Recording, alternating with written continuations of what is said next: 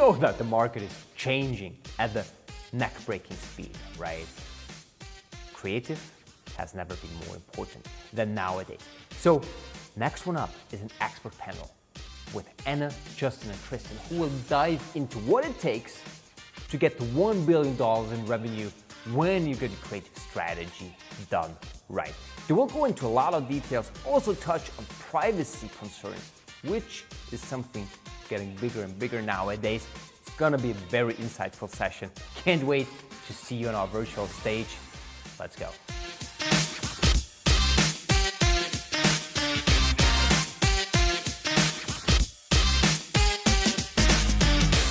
Hi, everyone. Welcome to the Winning Creative Playbook, how to test your way into $1 billion in revenue in 2021 and beyond. I'm Justin+Hayashi, CEO and founder of New Engine. I'm an analyst turned marketer and have spent the last decade of my life partnering with CEOs and CMOs to profitably scale their business across digital. Hi, I'm Cristin+Ford. I'm the VP of Creative at New Engine. As a creative, I've spent my career designing tests and proving out the value of creative work and using that to help scale businesses. So I'm really excited to share a little insight today in how you can do the same. Hi, I'm Anna+Otieno, creative researcher and strategist, super passionate about cultural and industry trends and also random trivia. And I'm the head of research strategy and insights here at New Engine. So Justin, Cristin, and I are super excited to talk you through our content, the Winning Creative Playbook. This is a proven playbook that has scaled brands to billion-dollar businesses, and we'd like to show you how your brand can do the same in 2021 and beyond. Our goal today is to show you how you can lean into rapidly changing markets to stand out and get ahead, tactics for squeezing the maximum performance out of every creative campaign, and tips to arm creative strategy for the upcoming and ongoing market and privacy changes. How do we know this strategy works? Well, we've done it before. In just 3 years, one of our partners shot up to $140 million in revenue, mainly on word of mouth and low-cost media marketing. And shortly after, this company raised a funding at $1 billion valuation. We'll show you how to do this too, but first, a little bit about New Engine. So for those of you who haven't heard of New Engine is a modern digital-first agency of record for businesses looking to accelerate their digital programs. We do this through our expertise in media, creative, technology, and research and insights. Overall, we're about 200 people strong and have offices in New York, LA, Seattle, and Charlotte, North Carolina. Our clients range from D2C disruptors like Figs or Everlane to long-standing titans in their respective industries like Google and Home Depot. The scale at which we operate is just under $1 billion deployed in ad spend and hundreds of thousands of new ads created per year. Probably the most delightful discovery for me in joining a performance agency to develop a creative practice was how measurable creative impact is and how much you can tell the limit of pure creative optimization through the data.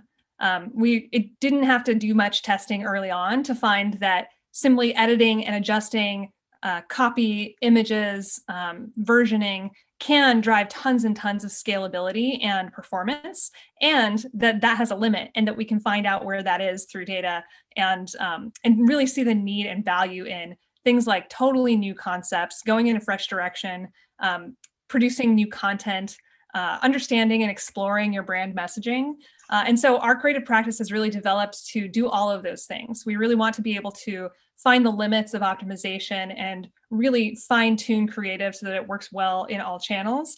And when we hit the limits of those things, turn that into insights that we can then, generate new, exciting creative directions and really explore brands' creative expression in all the channels we have at our disposal. Our research strategy and insights practice includes a combination of deep research dives and high-level big picture insights. This strategic vertical includes market research, industry landscapes, competitive analyses, and future forecasts.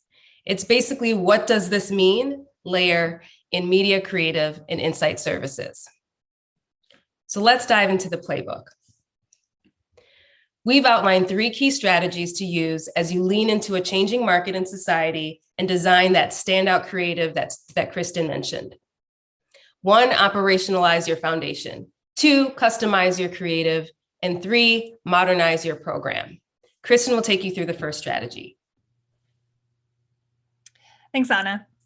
Okay, so step one, operationalize your foundation.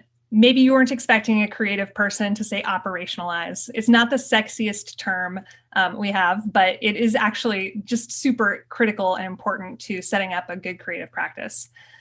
When success stems from the agility and throughput of your creative work, the way that you operationalize that really matters.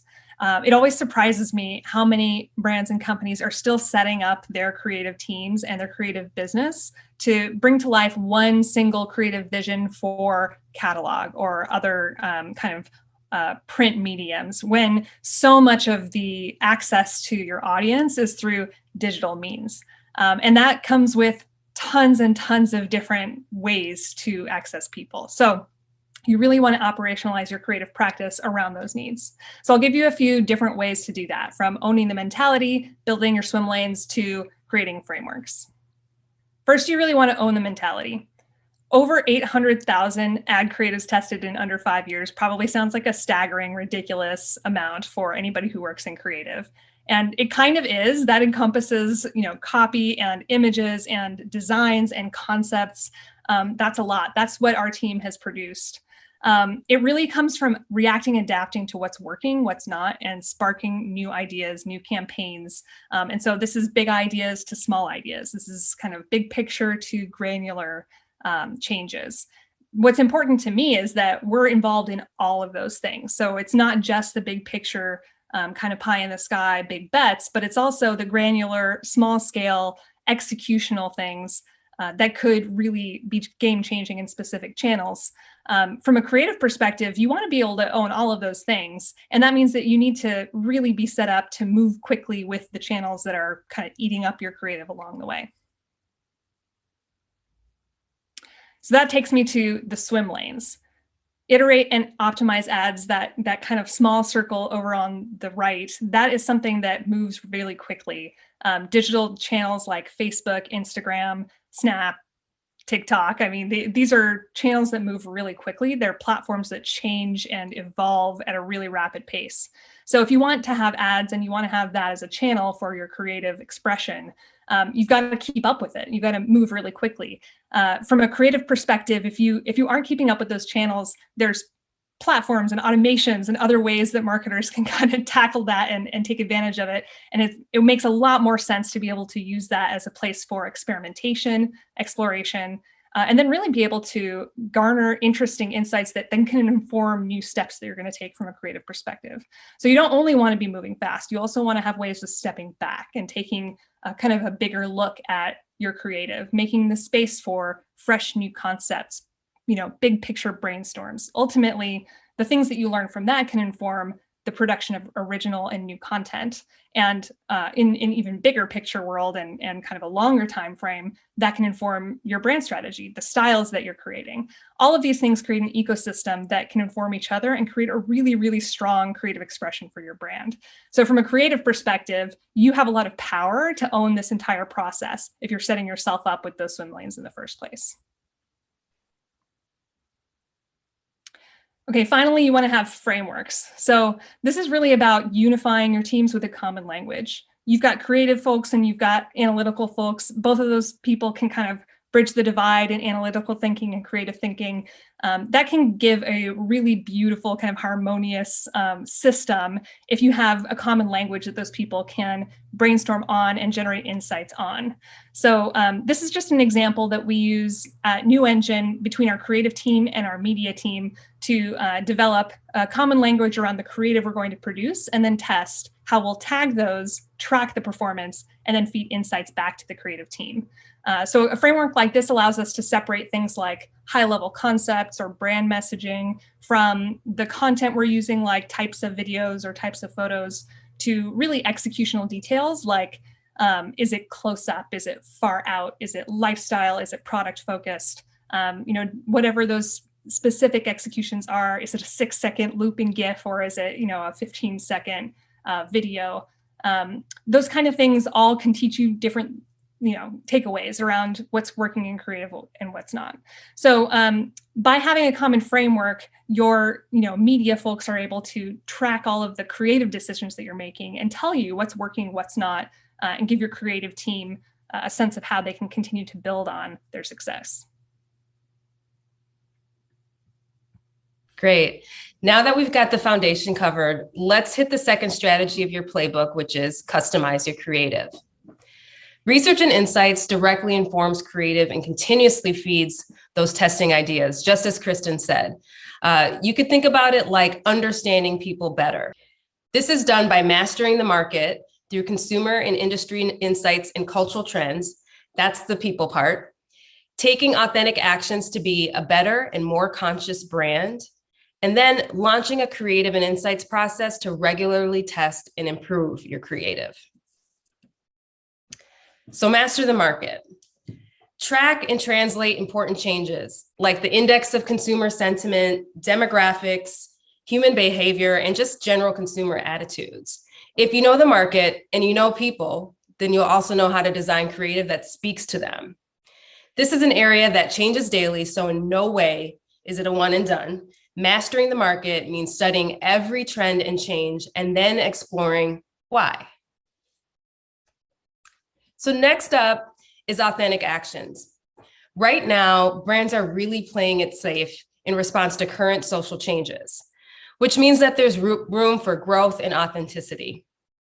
We can't ignore the public health, political, social, and racial unrest that the world is collectively experiencing. Now is really a good time to redefine what corporate social responsibility means for your brand, and then to expand the definition to include different areas of authenticity that align with your business.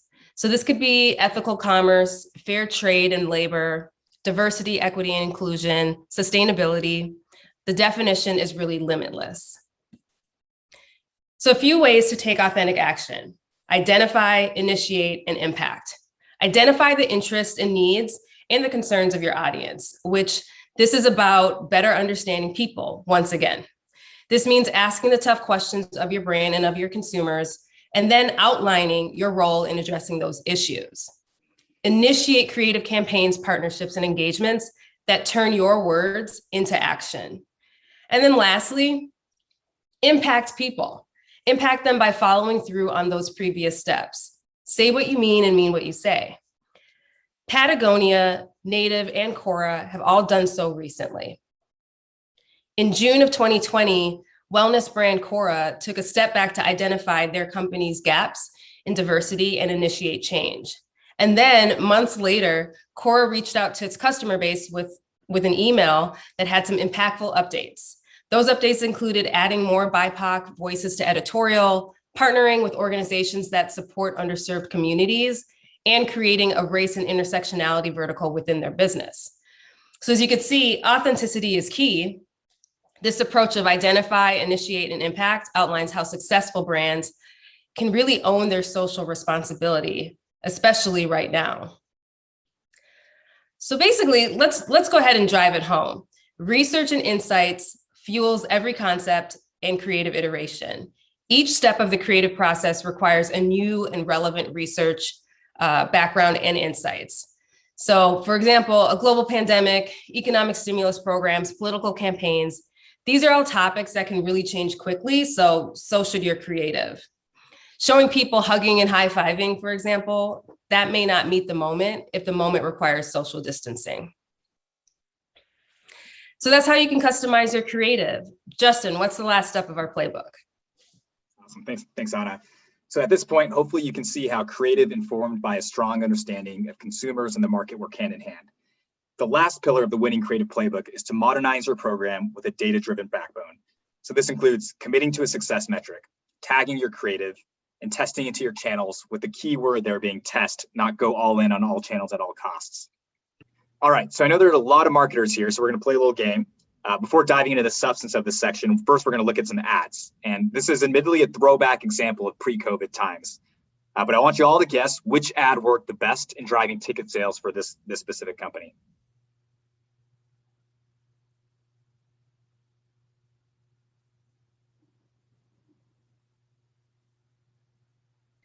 The answer, each ad worked the best at a different time with different spikes in performance. And this is because the digital landscape is changing all the time. It never rests. Consumers change, ad serving algorithms change, and social and economic factors are always at play. And even these ads here are no longer relevant in a world where many of us are avoiding crowded environments and maskless gatherings. The one thing we know for sure is that you can't predict the future. All right, so let's now talk about the backbone for tracking your performance. Growth marketers, they're often looking at performance day in, day out, but it's easy to lose sight of the forest through the trees. It's important that you take a step back and set a rhythm for the broader creative performance reviews. Our recommendation generally is monthly, and it's enough time to get real learnings, but not so frequent that it's burdensome. So taking it back to what Cristin showed as part of the creative testing framework, we now have a nice and simple example here on the left, with the concept being game day for the LA Clippers. The illustration is a pretty simplified view, but you can imagine this scatter plot having over 20, 30 ads in a given month with multiple ads sharing a certain theme. With upfront planning on the themes to test, we then tag these assets to capture thematic performance trends instead of just individual ad performance. And we do so with our creative tech, but for those that don't have our technology, you can also use UTMs and Excel spreadsheets to organize. The main point here is that you got to tag your creative to understand intimately and objectively what's really working for your business. Lastly, you can't just run on Facebook and Instagram anymore. It's important to think multi-channel and activate on new inventory with this test and learn approach. Because what works on Facebook is going to vary dramatically from what works on TikTok or Hulu ads. And with this disciplined approach, we're confident that every brand can unlock sustainable and scalable growth. So to wrap up this section, the playbook is definitely easier said than done, as it requires organizational alignment, exceptional teamwork, good data, technology, and agile resources. But all that investment and coordination is far worth it. Thanks, Justin. These are all great ways to modernize your program.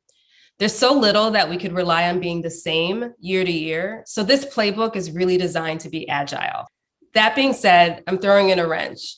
As you execute this playbook, I'm guessing that some challenges may pop up, and I want to throw out one of those and get your thoughts. So recently, there's been a lot of discussion around consumer data and privacy, particularly Apple's iOS 14 update, which includes a lot of changes intended to give consumers more control over their personal data.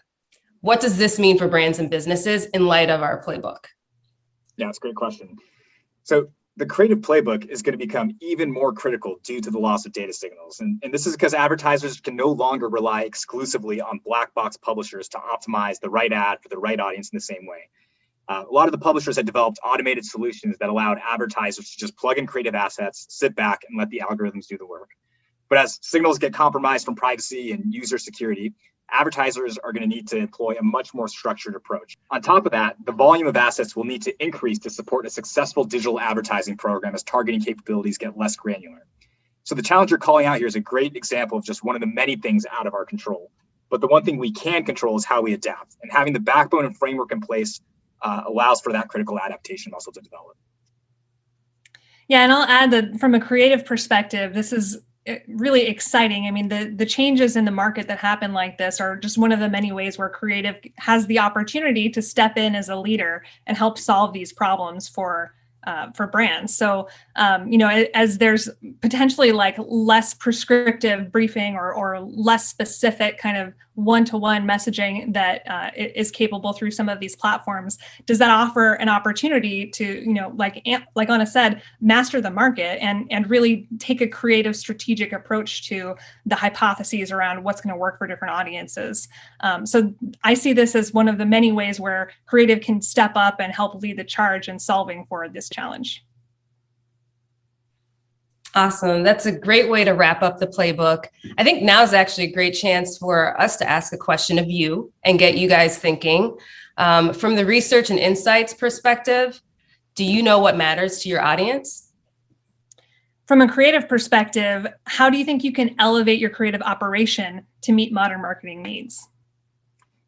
And as you think about modernizing your program, how is your team structured and working together to enable speed and data-driven decisions?